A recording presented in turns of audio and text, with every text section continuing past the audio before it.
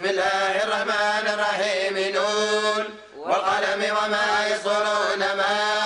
أنت بنعمة ربك بمجنون وإن لك لأجر غير ممنون وإنك لعلى خلق عظيم فستبصر ويبصرون بأيكم المفتون إن ربك هو أعلم بمن ضل عن سبيله وهو أعلم بالمهتدين فلا تطع المكذبين ودوا لو تدين فيدهنون ولا تطع كل حلاف مهين هماز مشاء بنميم مناع للخير معتد أثيم عتل بعد ذلك زنيم كان ذا مال وبنين إذا تتلى عليه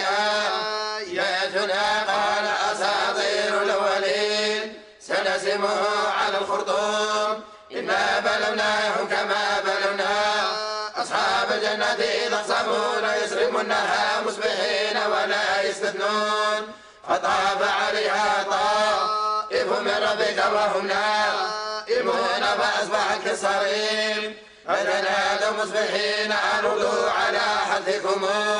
إن كنتم صارمين فانطلقوا وهم يتخافتون ألا يدخلنها اليوم عليكم مسكين وغدوا على حرث قادرين فلما رأوها قالوا إنا لضالون بل نحن محرومون قال أوسطهم ألم أقل لكم لولا تسبحون قالوا سبحان ربنا إنا كنا ظالمين فأقبل بعضهم على بعض يتلاومون قالوا يا ويلنا إنا كنا طاغين عسى ربنا أن يبدلنا خيرا منها إنا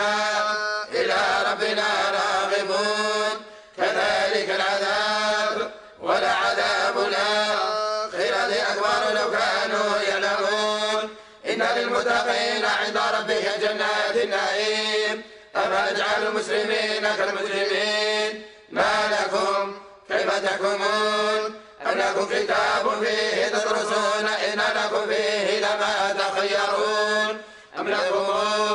أيمان علينا بالغة إلى يوم القيامة إن لكم لما تحكمون سلهم أيهم بذلك زعيم أم لهم شركاء فليأتوا بشركائهم إن كانوا صادقين يوم يكشف عن ساق ويدعون إلى السجود فلا يستطيعون خاشعة أبصارهم ترهقهم ذلة وقد كانوا يدعون إلى السجود وهم سالمون فذرني ومن يكذب بهذا الحديث سنستدرجهم من حيث لا يعلمون وأملي لهم إن كيدي متين أم سألهم أجربهم من مغرب مثقلون أم عندهم الغيب فهم يكتبون اصبر لحكم ربك ولا تكن كصاحب الحوت إذ نادى وهو مكذوم لولا أن تداركه نعمة من ربه لنبذ بالعراء وهو مذموم فاجتباه ربه فجعله من الصالحين وإن يكاد الذين كفروا ليزلقونك بأبصارهم لما سمعوا الذكر ويقولون إنه لمجنون وما هو إلا ذكر للعالمين.